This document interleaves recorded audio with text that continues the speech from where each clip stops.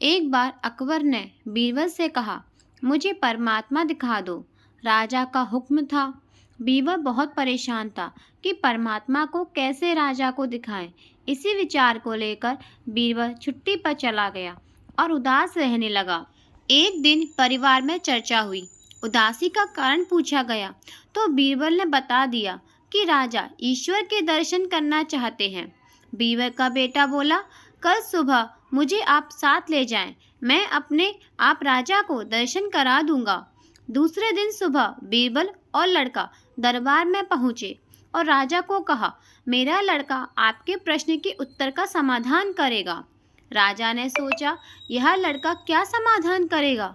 लड़का बोला, इस वक्त मैं आपका गुरु हूँ, मुझे उचित स्थान दिया जाए।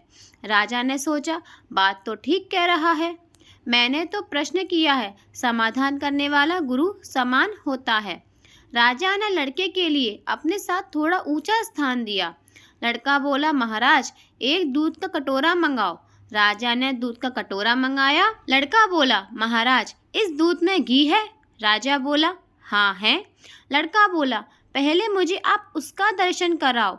राजा बोला, तू मूर्ख है, घी के दर्शन ऐसे थोड़े होते हैं। पहले दूध को गर्म करना पड़ता है, फिर उसकी दही जमाना पड़ता है, फिर उसको मगनी में रगड़ा जाता है, फिर मक्खन निकलता है, फिर उसे गरम गरम कढ़ाई में डाला जाता है, फिर उसकी मैल निकाली जाती है, तब जाकर घी के दर्शन होते हैं। ऐसे ही थोड़े दर्शन होते हैं। लड़का बोला, यही उत्तर है आपके प्रश्न का।